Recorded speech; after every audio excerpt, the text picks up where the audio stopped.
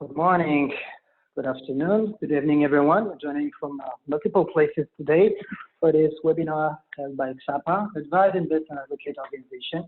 You can always track our activities to our website, ksapa.org. We are delighted to welcome you all for an exciting discussion with panelists I will introduce in a couple of minutes from now. This session is recorded and a session you can upload and share with colleagues as much as you want. We are here today to talk together about starting this process led by the European Union mandating human rights due diligence with a process that is going to kick off with public consultation later this year.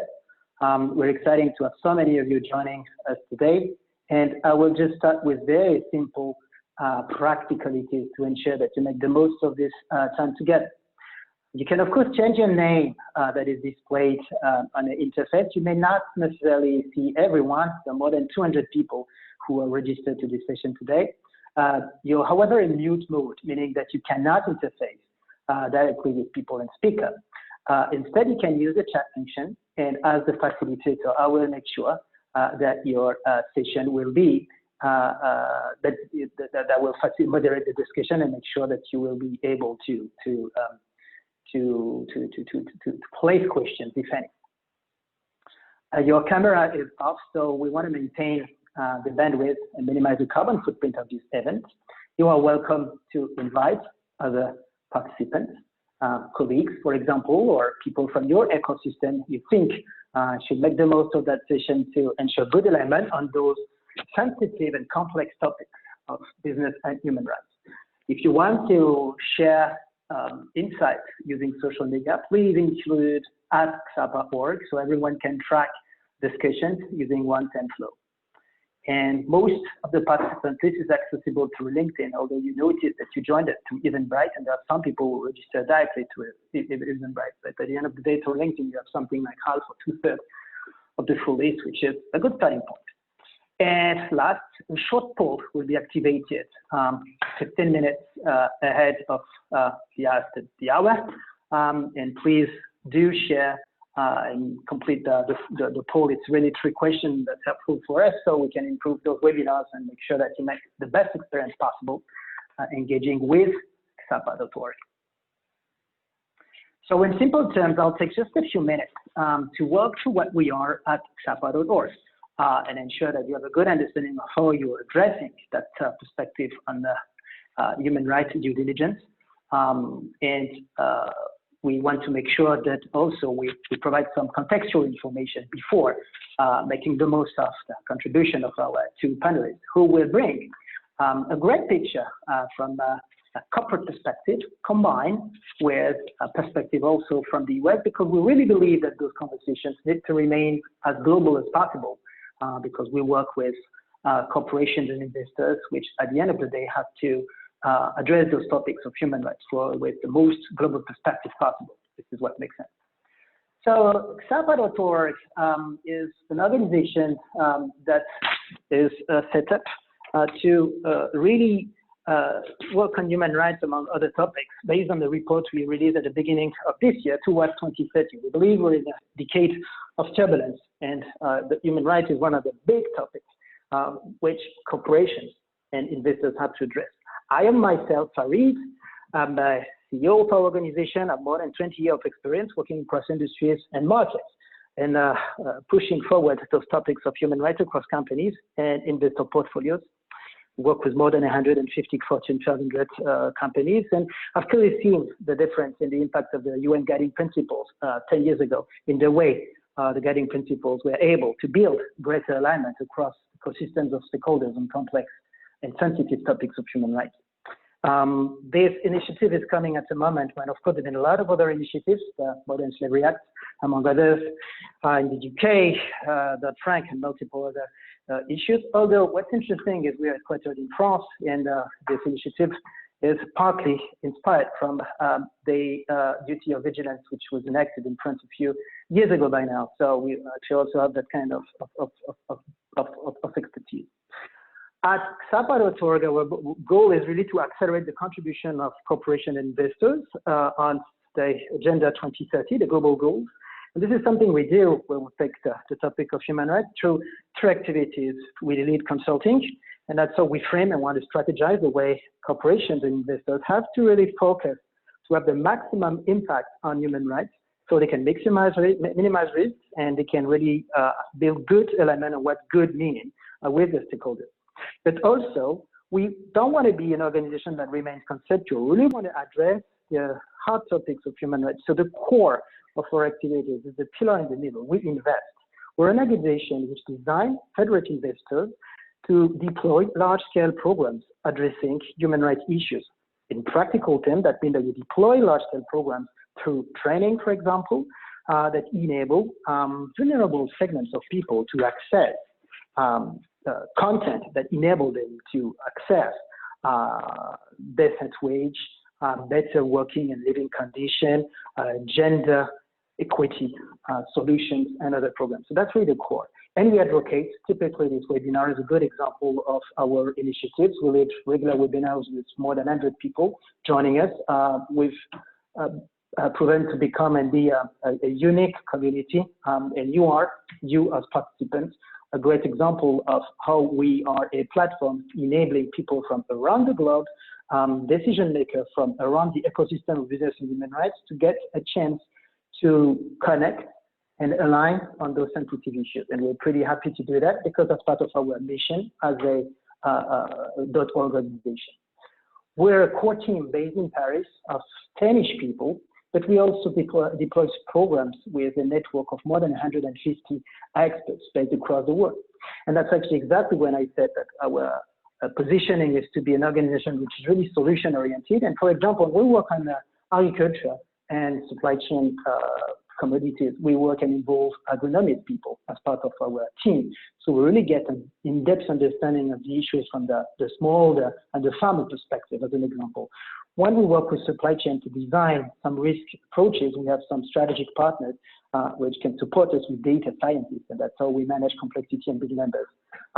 So this is a limited example. We have active programs around the globe as we speak, and we are pretty delighted to bring that conversation forward because we believe that at the end of the day, human rights is a very sensitive and important topic that will be addressed differently and is looking for innovative solutions to advance the rights, most importantly in the context of COVID-19, which generates high recession across a good number of markets, which can have impact on multiple human rights.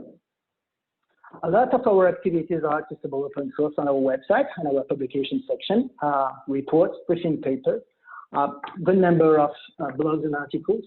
We do connect the dots across issues related to human rights. We believe that there are interconnections which are very important with, for example, the climate agenda, with the circular economy agenda. So we really explore those topics as well as part of our mission. And our webinars are regularly, we lead monthly webinars which are accessible also open source on our website. And as you can see, there are illustrative webinars which I think are interesting for you as a community because you can download and look at those, exploring other aspects of human rights, for example, for the due diligence on the local context, for a factory, for example, and other webinars addressing the questions of SDGs and avoiding SDG washing, which is a way to ensure that corporations, investors, and other stakeholders can build a credible approach working on human rights.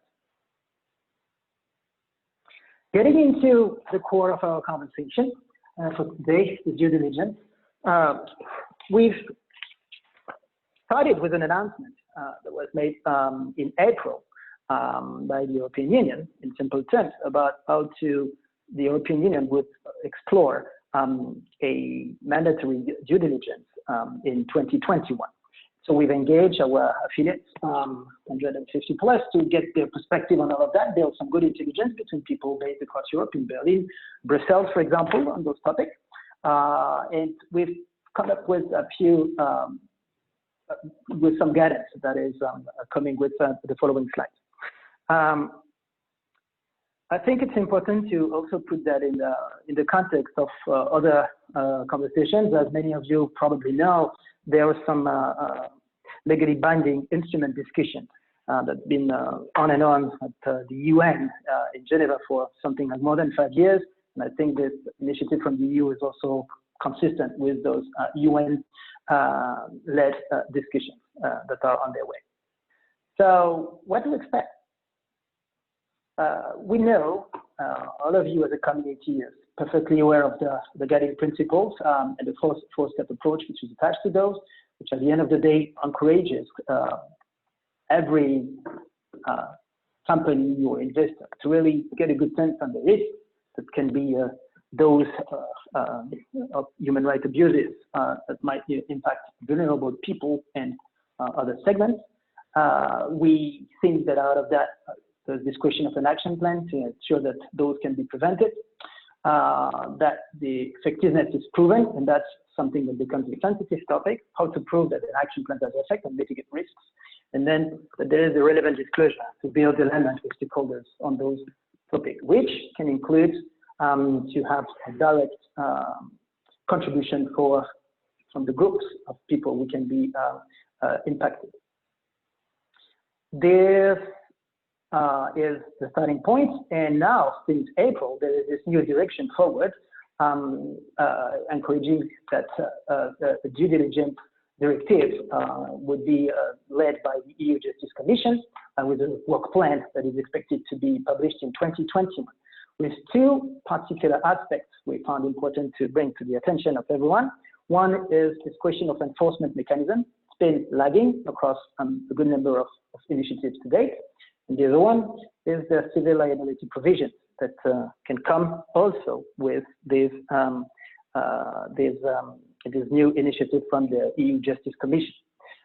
We've worked with more than 80 plus Fortune 500 investors in the globe, so we can really see the value of those two aspects of enforcement mechanism and civil liability provision in the way that they can build much more alignment in the way companies can lead and work on human rights in a credible manner. This initiative is coming at a moment when we believe that there are a good number of domestic legislations which are converging in a blurring way because they're not expecting exactly the same thing, but at the end of the day converging to call for more regulation. And we see that, for example, being engaged directly by across, for example, some OECD national contact point processes, or with board of directors asking for clarity on what good can mean when it's about working in human rights, for example. We've seen across the past decade how the human rights lens could support internal alignment to lead the conversation on OPEX and CAPEX discussions, for example, with tech companies, mining companies, capital-intensive companies, where, long story short, a good proactive management of human rights has proven to save much more money than a reactive approach, having to react on bad situations when they occur. We released the blog, and for example, through our website, you can have a look at it. It's related to this topic, where we make reference of some recent studies in the mining industry with big numbers showing how proactive management of human rights costs much less than the reactive management of those. And last but not least, there is a global consensus on those human rights regulation that is increasingly supported by the private sector, and there are a good number of initiatives in that space calling for a level playing field. We just want to here provide a good overview of some of the recent initiatives converging to call for due diligence to become mandatory, and we have additional resources which can provide an overview of that. So this is a section where we just want to frame what we understand today to be the direction that is coming with this European Union initiative and next steps. First, you should look at the right side of this page, that is displayed as we speak. It is clear that the scope of themes expected to be addressed by this EU initiative will address human rights, but we'll also have some environmental ramifications. In our 2030 report, we mentioned that at the very minimum, climate, circularity, and water should likely be part of that. And we think that this is something important because that makes a good interconnection between human rights and some of the environmental impacts that might come from the activities of investors and corporations. Second, it is very clear as we speak that the primary focus of this European Union initiative will focus on supply chain. We think that ideally a broader value chain would make sense, and the customer are actually always part of the supply chain of someone else at the end of the day.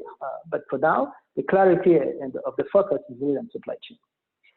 Third point, there will be a requirement related to the disclosure on results and impact, which will connect with the spirit of the guiding principles of business and human rights. However, if there is clearly one step that goes beyond, at least the closest initiative today, which is France's duty of vigilance, there will be an enforcement mechanism and an access to remedy system that is expected to come attached to this initiative. And that's new, and that's something I will give it much more clarity, hopefully, and we'll discuss what clarity can mean later on. On the right, the left side of that slide, you can see the next steps. There will be some public consultation for the second half of the year. And because this is supported by a moment when that's, I would say, politics of EU politics, as we say, there will be a German presidency that will be in charge. German presidency has always been supportive of this initiative, so it is clearly going to be part of the mandate for the 6 months to come and to prepare for 2021. And this slide will make a good connection with our interveners, because what will it take to get it right? These are 6 questions which we believe, in discussion with our ecosystem of affiliates and experts working on those issues from multiple perspectives. These 6 points are very important to ensure that the EU directive is likely able to ensure a good, smart support for business and investors to lead the human rights agenda in an effective and impactful manner or not. So the point number 1 is, of course, about this kind of standard that we're talking about when it comes to due diligence. It can mean a lot of things for us, and when we work on those activities and consulting, we do explore the International Bill of Rights as a starting point. We explore the pertinence and the salience of many of those themes. Is that going to be part of the methodology? How often is that going to be refreshed? This is to be clarified. Point number 2, on enforcement mechanisms. It is very clear that if the enforcement mechanism is a deterrent, it is possible that companies will really try to avoid having issues more than really work on exploring issues and ensuring that they mitigate impact. And that's actually, at the end of the day, what we want. We want something that advances the human rights agenda. Point number 3, the jurisdictional reach is important as well, in the sense that, of course, which companies are covered by that scope. And if they operate from outside of the European Union, for example, could be the United Kingdom with the Brexit underway, that has a bearing on the value of those initiatives. Point number 4 that is often coming through a lot of the large voice from the civil society is the consistency of this initiative with trade and bilateral investment treaties and agreements to ensure that the content and the way companies, bilateral relationship between companies may not offset enforcement of this kind of initiative. That's important. And point number 5, very correlated to this question of consistency, is of course the consistency between enforcement of regulation that addresses the private sector and diplomacy, because many of you as practitioners and decision makers know very well that a lot of human rights abuses can be dependent on local context and the local operating environment. And at the end of the day, when investing in India or in Western Africa, to take 2 examples, is happening in context where it is very hard to ensure that a minimum level of working condition is possible. In the COVID-19 context, this is exactly what's happening in India. For example, we have a blog about that, accessible in our publication section. It's a problem. So consistency, again, is important. And last point, it's about the clarity and the environmental ramifications we're talking about. Just as an illustrative example of that aspect, because in France there's been this duty of vigilance initiative a few years ago, a lot of Fortune 500 related companies in France have scratched their head to understand to which extent climate is part of the scope of duty of vigilance on human rights or not. And the conclusion to date is just a sense of clarity. And at the end of the day, that is our understanding that for something like 50%, 50, it is clear that climate is part of the human rights due diligence scope of thinking at a minimum, but for 50%, it is not. It is clearly a topic that addresses primarily working condition, labor condition, child labor, and at the end of the day, we're going way too far to ask companies to think of in terms of environmental implications of their business activity. The question is not clarified, and if the European Union initiative intends to provide clarification in that space, that would be, of course, very welcome, because at the end of the day, investors and corporations want clarity and predictability.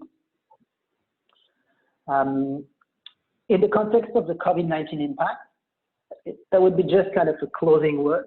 We are a mission-driven organization. We support strongly a human rights agenda. So I say that because at the end of the day, we are probably a little bit biased in what I'm going to say. However, it is very clear that the recession may encourage policymakers, business and investor decision makers to consider that less human rights is likely more conducive to the business, less regulation than more. We think this is a very big mistake, and a big mistake in the sense that at the end of the day, what business and investors need is stability. And more human rights can support less explosive social context. And all over the world, the social context can be extremely explosive. So actually, at the end of the day, we do encourage more human rights, more regulation in the space to ensure that at the end of the day, the business case from a private sector perspective is to support an inclusive growth agenda, less inequality, and at the end of the day, more stability to do good business. So in summary, the European Union initiative that is in discussion as we speak is clearly something that will call for clarity on and a meaningful enforcement mechanism. That is part of what we are going to discuss in a minute. Clarity on the expectations for the breadth of the initiative and what kind of company can be included or not, what is the part of the supply chain that is included.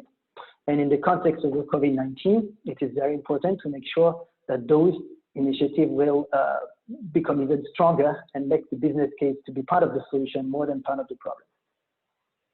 Time to move on and walk through those discussions with our panelists. And for this, I am delighted to welcome Virginie and Jonathan, who are going to share their perspective as well. And to start our discussion, I will invite John to introduce himself. Thank you, Fareed, and thank you everybody for tuning in.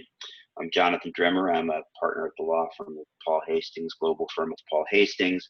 I also wear a number of other hats as well. I'm the North American expert advisor for the Global Business Initiative on Human Rights. I am a strategic advisor to the Voluntary Principles on Security and Human Rights. I'm a senior advisor at BSR. I also am on the adjunct faculty at Georgetown Law Center. So who I am, I advise companies on business and human rights issues, often with a legal component across a wide range of industries, extractive sector, life science, technology, financial institutions, food and beverage, etc. Also advise the US and Canadian governments on different issues related to business and human rights. I've worked in the field of business and human rights since about 2005. Which of course is pre-UN Guiding Principles. It was actually the year that Professor Ruggie received his mandate. I'm a former Deputy General Counsel and Chief Compliance Officer at Barrett Gold, where I developed and implemented one of the first human rights compliance programs after the guiding principles was adopted. So in addition to advising on programs, I've actually built and run all aspects of a human rights management system or compliance program, from developing governance structures to policies and procedures and grievance mechanisms and remedy programs and all aspects of human rights diligence, investigations, and disputes, whether it's litigation or OECD, NCP matters, etc. I'm a former Deputy Director of the U.S. Department of Justice in the Criminal Division component, where I focused on international humanitarian law and worked on business and human rights issues in a wide range of challenging places: DRC, Niger Delta, Papua New Guinea, Pakistan, elsewhere. So that's me. Pleasure to be here. Thanks, Fareed. Yeah, thank you. As I said, I think it's very important to have depth of expertise in this table and your perspective to strengthen the global vision we want to have on those discussions. Virginie, please introduce yourself as well. Sure. Hi, thanks, Fareed. I'm delighted to be here and tell you a little bit about my company, Mondelez International. I'll tell you a little bit about myself as well. I have been with Mondelez for about 10 years. I lead globally our strategy for social sustainability, or really the company's impact on human rights of people within our value chain. For those who might not know Mondelez, you probably know our brands, our products, even if you may not know the corporate name behind it. Mondelez International is one of the world's largest snacking companies. We make chocolate like Milka, Cadbury, and cookies like Oreo, or in France, you will know Lu very well. And yeah, what I want to share here about Mondelez is really the company's commitment to making our snacks the right way. And what we mean by that is both protecting the planet and respecting the rights of people in our value chain. This commitment, we really live it through our human rights due diligence program, using the UNGPs as a framework. And it is with this in mind that more recently we have been quite active at European level in terms of advocacy, calling for the European Union to implement human rights due diligence and make it mandatory. So I look forward to telling you a little bit more about that as we get into the discussion. So let's move on. And as you speak, I'd be delighted to move to question number 1 here about the meaningful enforcement mechanism that you think can make sense based on the work that you've laid toward the European Union recently. That's interesting. What do you want? Sure. What do we want? There's a number of reasons that we want to see due diligence legislation come into play. From a business perspective, there are a number of benefits that we see. One is really to, rather obvious, to level the playing field. We want everyone to be playing by the same rules, frankly, to also be, incurring the same costs associated with doing that kind of due diligence. We want legal certainty, something you touched upon in your introduction. At this stage, we're seeing, a lot of different approaches coming up in different countries. We see it as something that will be, difficult to navigate if there are different approaches.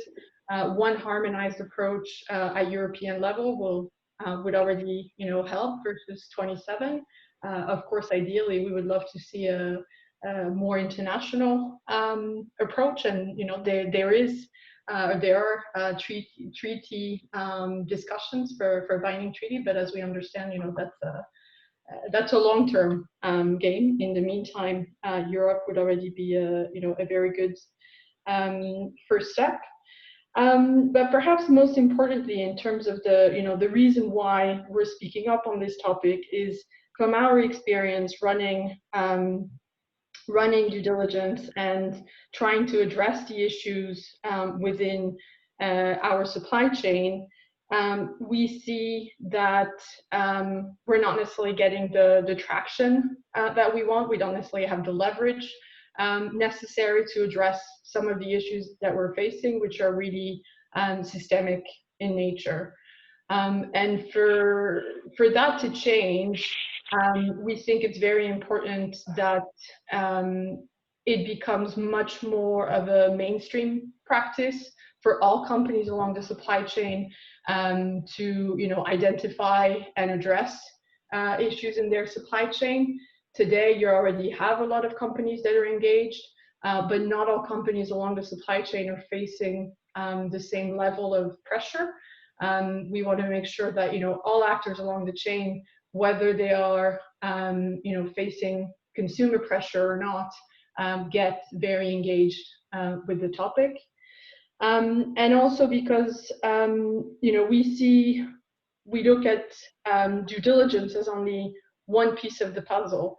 We think it's very important for companies to play their part. I mean, if you think of the framework of the UNGPs, companies have the duty to respect, but there's also a very big role that's laid out for governments. And we want that piece to also be activated, not only from consuming government perspective, so the EU in this case has a big role to play, but this is also true, of course, for governments where, in the case of a supply chain, goods are being produced. So this is also part of the ask to the EU is to, in the spirit of the UNGPs, look at a smart policy mix and look at the other tools in its policy toolbox, looking at trade, looking at foreign aid, as to how it can support the enabling environment in places where issues are happening. So that the environment is there that enables companies to actually respect human rights. Thank you. Very, very clear. And I'll connect with John's perspective there, talking about smart, the concept of smartness to support business efforts meaningfully. What would be your perspective, John, on that? Yeah, thanks, Reid, and really agree with Virginie and agree with you, completely. And thinking about some of the larger points and themes for business, it certainly, having a single initiative would level the playing field. It reduces overall liabilities and say risks to stakeholders. Having a single standard means not having to set up mechanisms to comply with a patchwork of domestic laws, having it cut across sectors and substantive issues. And you don't have to put into place different processes to deal with specific challenges. So it brings certainty and predictability and uniformity and leverage with suppliers, as Virginie mentioned. But let me give you the U.S. perspective, which may be a helpful input, from this analysis. And I'll tell you, at this point, I don't think it's quite landed on the radar of U.S. companies to the degree that it should, or the degree to which it's hitting EU companies. And almost certainly, if you look at the jurisdictional aspect, which you covered, Fareed, it's going to cover companies that are doing business in the EU, almost certainly. And so even if it's not companies that are literally covered under the jurisdiction of the law, they're going to be suppliers. They're going to be in the value chains for those who do fall under the law. So it's going to hit them directly or indirectly. And therefore, I do think there will come a point where this becomes something that U.S. companies are become more aware of. On the U.S. side, though, while on the one hand it isn't quite front and center, the EU mandatory diligence regime, it doesn't mean that the concept of diligence won't have a number of benefits. A mandatory diligence approach won't have a number of benefits. Right now, it's a little bit more ad hoc in the U.S. in terms of specific areas where diligence ends up playing an important role. Certainly in the trade context. Continued use of withhold release orders under the U.S. Tariff Act for goods that are produced by forced labor. They can be seized on a reasonable suspicion basis, and a human rights due diligence law is going to help avoid supply chain disruptions that comes with having your goods taken and helping get them out of control of the government if in fact they are seized. As it comes to issues in the United States directed towards China, we have a new law that was just put into place a couple of weeks ago that allows the president to impose sanctions on people, on companies, on entities that are involved in activities against the Uyghurs in Xinjiang and otherwise in China. And it tells U.S. businesses they should take steps to make sure they're not contributing to surveillance activities, they don't have forced labor in their supply chains. So it's encouraging companies to conduct exactly the kind of human rights due diligence that we're talking about. More generally, we're seeing a lot of sanctions issues that relate to human rights under the Global Magnitsky Act, under the Department of Treasury, under the Department of Commerce, sanctions against individuals, entities that are accused of human rights violations. And as with all sanctions laws, this does take diligence as well. You know, one of the most actively used litigation mechanisms in the US right now is the Trafficking Victim Protection Reauthorization Act, TVPRA, which basically focuses on companies that know or should know that they're receiving benefits from participating in a venture that involves trafficked labor, and human rights diligence there is going to be very helpful in identifying and looking to remedy potential red flags. We already have a mandatory diligence piece as part of conflict minerals, so a number of companies are doing that. So given this wide array of issues, this ad hoc array of issues, as we think about a mandatory law, a holistic approach to addressing them with one process, one program is going to be very helpful, even though U.S. businesses may not fully realize it at this point.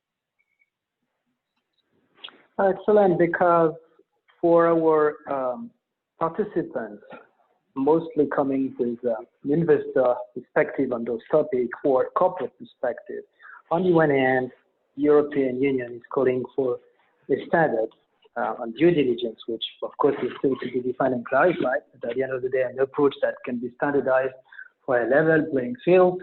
And in the US, there is an ad hoc approach, encouraging in a way for more consistency to ensure that in a proactive manner, no matter what you do, what you import, export, and how you do business, at least you try the best you can to proactively mitigate potential risks, just because the ad hoc aspect of the initiative in the US may or may not be pertinent for your business. Just to add on your points, John, being very simple examples like gloves, rubber gloves from Malaysia, or chocolate, an allegation of child labor in Côte d'Ivoire, and in those two cases, problems for those willing to import such products into the US for a human rights allegation. It's just very concrete. Moving on to a second question that we have for the breadth of the initiative. Having said those elements, which of course connect with a lot of issues, I think I'd be interested to listen to you, Virginie, first on I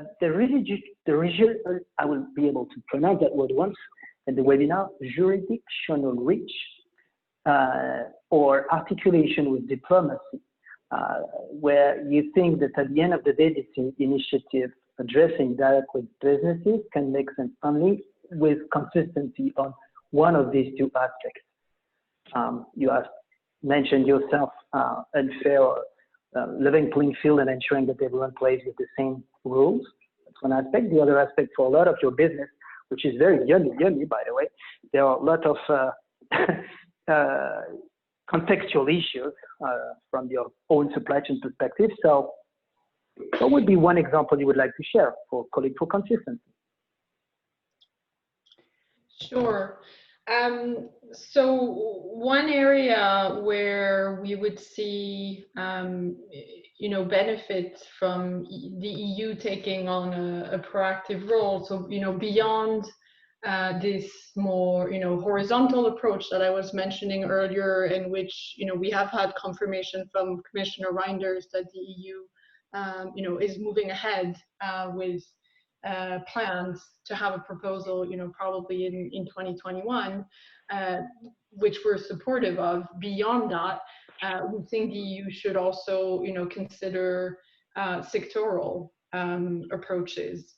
In our case, as a chocolate maker, we have been engaging in conversations with the Commission and other policymakers on the topic of the cocoa supply chain. I mean, you mentioned it, Farid, I think, in your slides and in your comments.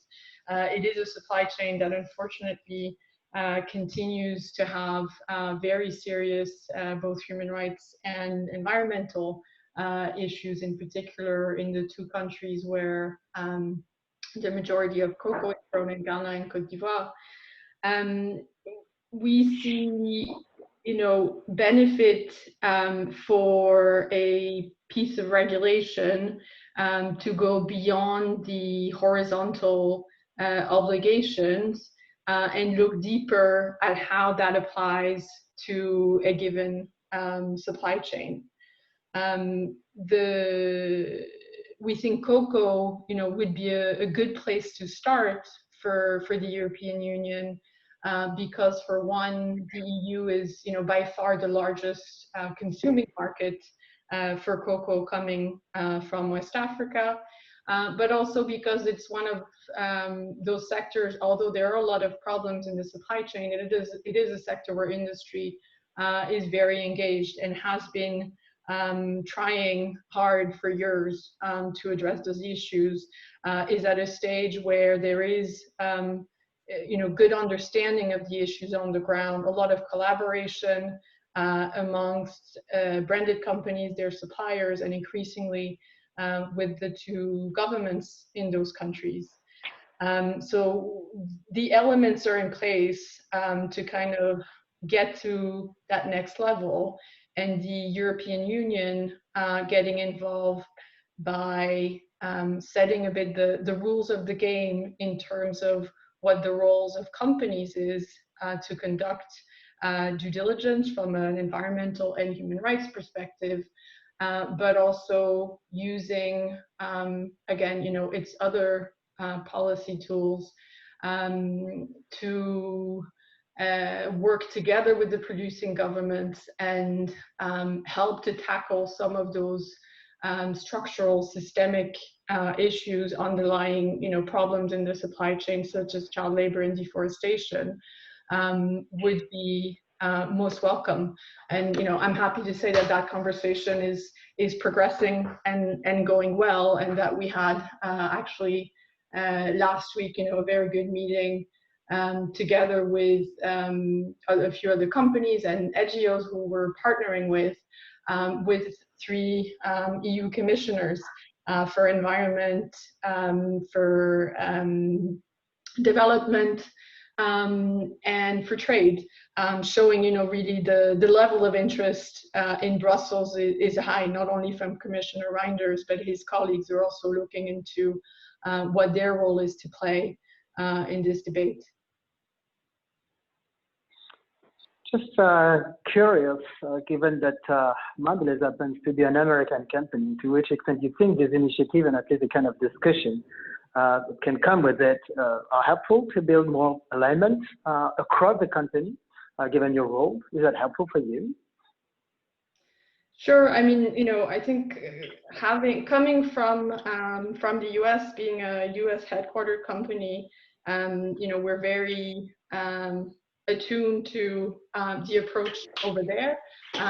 There we also, we would support a due diligence approach. The debate is just not at the same level at this stage, but we also see, some important lessons from the way things work in the US that we want, to learn from when it comes to how things are set up in the EU. We've been talking about enforcement mechanisms, and for sure there needs to be enforcement for this law to be meaningful and drive change. But it's important that those mechanisms are set up carefully and lead to the right incentives for companies. What we really don't want to see is a law that creates a legal environment whereby companies become afraid of engaging with risks in their supply chains and turn away from those risks. I mean, as we all know from the UN guiding principles, that's absolutely not the intent. If you find a problem in your supply chain, you should work with your supplier. You should try to address the issue and not move away to, you know, a less risky location. But if you fear litigation from, you know, even engaging with that risk, finding out about that risk, then you have, you know, a piece of legislation that wouldn't make sense and that would create, you know, negative unintended consequences. But I guess, you know, John can probably, comment on that better than I can in terms of, you know, what would be the right enforcement mechanisms to avoid this kind of situation. Yeah, excellent. I think John has a little technical issues apparently. So I'll just move on and take, before John can join us again, a few questions from the group.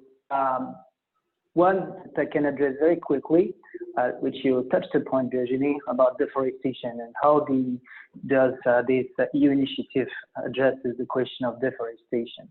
As per previous slide and what we know for now, there is clearly interest to include environmental impacts as part of that initiative, but it's not clear yet what will be the scope of those impacts. So it is likely that there are ways for deforestation to be included or not, and at the end of the day, there will be also a kind of dialogue with civil society to go to understand how far that might go. As I said previously, given that the closest initiative to date in terms of scope has been France's initiative on duty of vigilance.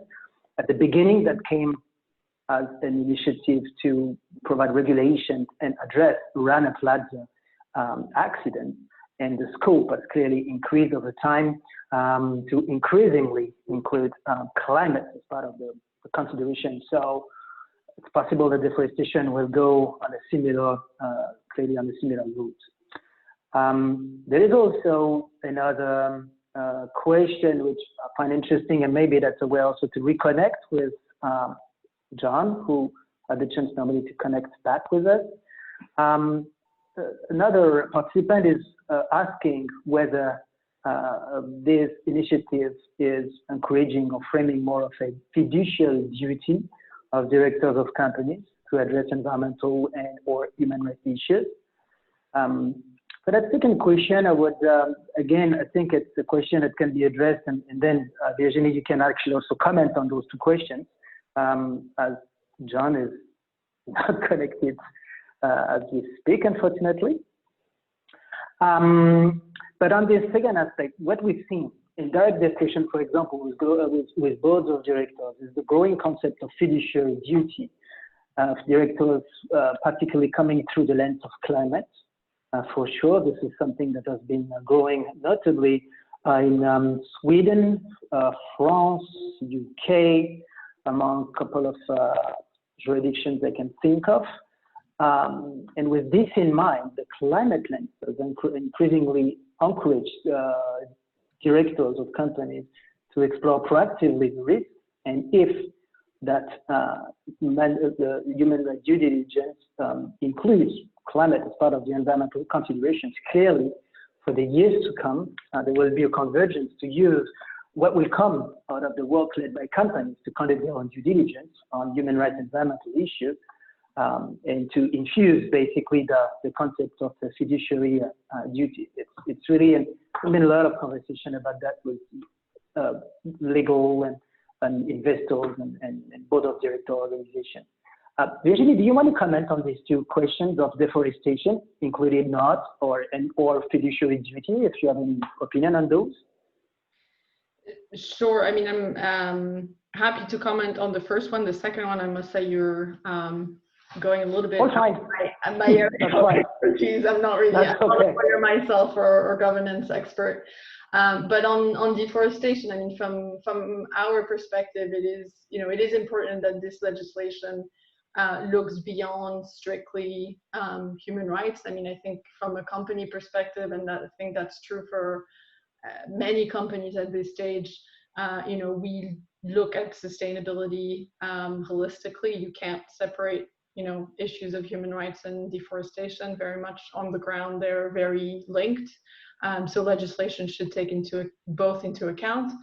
What that will mean concretely on the environmental side is a bit harder to say. I mean, we have things are well codified on the human rights side, a bit less so on the environmental side. So I guess, more work to be done by EU policymakers. But I think, as you highlighted, Farid, I mean, I think this is the signals we're getting from the Commission, is that they are looking at this kind of broad scope in line with the French model.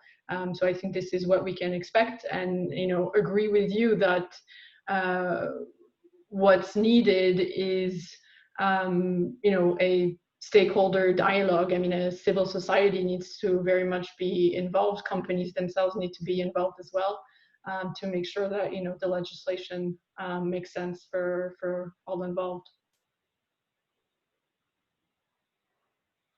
John is back, and I'm delighted to give him the chance to contribute. So John, just moving on. Yeah, I'm sorry about moving that. on. That happened, no worries. Just moving on. I'd love you to, given your breadth and depth of expertise, to maybe to challenge or explain why.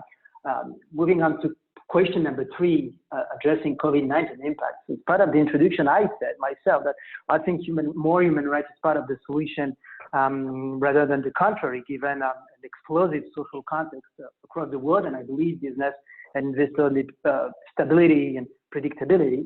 You might be in agreement or in disagreement, but at least I'd be delighted to get your views on that from your broad expertise. So we're also to move on to question number 3. Yeah. In terms of the breadth of human rights issues, look, I mean, I do think, we are going to be obviously feeling our way through this process. I think, one of the concerns certainly is on the enforcement side. And as we think about including more human rights issues, and a salient risk analysis will be necessary, obviously, to figure out, how to prioritize efforts. There are real concerns among companies that are focusing on enforcement and what does it mean. And really, there are 2 potential approaches, or 2 potential issues that have to be considered in an approach. One is, are you focusing on affected stakeholders and negative human rights impacts, and making sure that there are remedies available for negatively impacted stakeholders? And in that respect, environmental issues, climate issues, other issues that are talked about as being included may be a little bit more difficult in terms of an overall legal approach when you think about causation and things like that. And on the other side, you've got process issues, and if you're issuing reports that aren't adequate, or your due diligence process isn't seen to be appropriate, at that point, should that give rise to potential enforcement activities? And so how all of these get worked out is going to be obviously something we'll need to see. But certainly, from a U.S. standpoint, where we do see a lot of litigation, it's a very litigious society, this is something that no question will make companies nervous, and particularly U.S. companies nervous. Yeah, Virginie, how do you view this? Given when I look at, again, I get back to the basics and just your title, Global Social Sustainability and Human Rights Lead, and to which extent you see the COVID-19 impacts generating more pressure on, budget, cost and, less employment and things like that, impacting good efforts on human rights. Sure. It's important because you will have to address that question sooner or later, I'm sure. Absolutely. I mean, we're, entering a difficult economic times. Luckily, Mondelez is in the food sector. And so far as, business is doing well. Nonetheless, we're, of course, like all companies, very affected by COVID-19. I mean, first of all, to, keep our 80,000 plus employees around the world safe, while keeping the food supply chain going. That's been challenging for sure. But we've also seen, from my perspective and looking at the risks we're exposed to, we've seen those risks really increasing. You had on one of your slides earlier a news clipping about child labor risk increasing in the cocoa supply chain. That's very much something that we are seeing, and that we're seeing this on the one hand, and on the other, limitations in terms of interventions that we can have on the ground, because of course we need to be very mindful of health concerns first and foremost, but also, risks. I think we're still in the process of evaluating in terms of how the situation is affecting some other of our supply chains. What's clear is, the most vulnerable workers are the ones who are, going to be are getting hit the hardest by the situation. In a number of our supply chains, where in normal times we see the most vulnerable populations to things like forced labor are migrant workers. In the current climate, they will be even more at risk. So it's important for for companies to find ways to address this heightened risk. And it's certainly not the time to kind of relax expectations or action from a business perspective. And I think thankfully this is also recognized by policymakers, certainly in the EU. I mean, I think Commissioner Reinders made that very clear when he made that announcement about looking for 2021. I think policymakers very much understand that this only makes it more critical for the EU to act rather than stepping away. Very clear. Thank you so much. So I'll just move on as we're running to the end, ensuring that people can respond to a poll. It's really just 3 questions, and your responses are very helpful to all of us. So thanks so much for those who've already responded. And I'm happy, given the number of participants, to say that right now the level of satisfaction is very high. So of course, if you disagree, it's time to participate. And just moving on, and I will ask a closing question to our 2 panelists in a second. I just want to make sure that as you complete the poll, there is clarity on some of the next steps with our initiatives at ksapa.org. We're working with Harvard Center, and we'll be meeting at the end of August a webinar on inclusive growth, exploring leadership lessons of the Great Recession. I said it, and I take the time to share that because I think that complements or goes in the same direction as your point, Virginie. And in those days, we'll explore some research in that space about what leadership lessons can mean in hard times, and of course, upholding the human rights agenda being part of what we want to support. We know that a lot of the issues are pretty contentious, and that the Diligence discussions is calling for a lot of stakeholder engagement. So we are scheduling some activity in that space on the 21st of July, and more webinars will come in September. And at the end of the day, they're all accessible on our website directly, and through, if you track us and follow us through social media, you'll be aware of some of those activities. So I got a question remark for the closing question for our 2 interveners today. I will start with you, Virginie, and just sharing one thing that you've confirmed or learned in discussion with John today in this webinar, or to the questions coming from participants, by the way. Sure. No, it's been very interesting to exchange with John and get his perspective. Unfortunate that we missed his answer on a couple of questions due to technical issues, but it was very interesting for me to hear his perspective, also confirming a little bit, what the environment is like in the US. And for me, it only, stresses. I guess the hope that, the kind of conversation we're seeing in the EU today can perhaps start constructively in the US soon, fingers crossed. Because, although the EU is, the largest consumer market, the US is next, and we need, for standard to really be mainstream, for human rights due diligence to become the norm, the way all companies do business.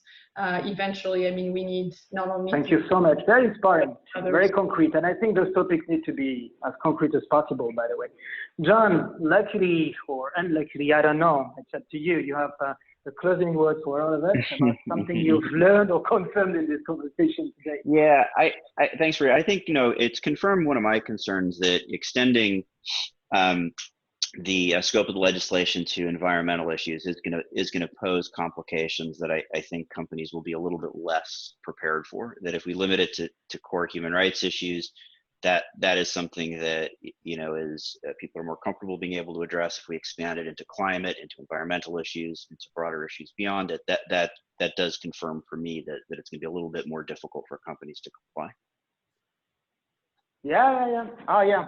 It's been very contentious, I would say, just for some of the programs that we'll be managing in France, given that there's been that jurisdiction or a cousin jurisdiction in place. So thanks so much for your contributions. Again, through LinkedIn, each of you can connect, by the way.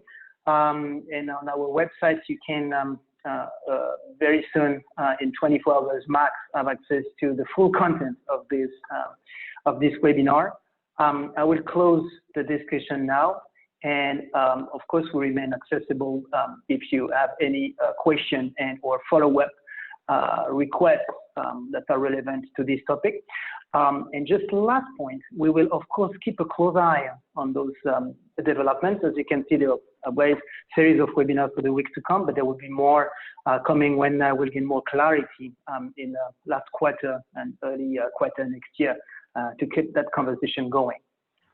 Have an excellent day, afternoon or evening, depending on where you're connecting with us, and thanks so much.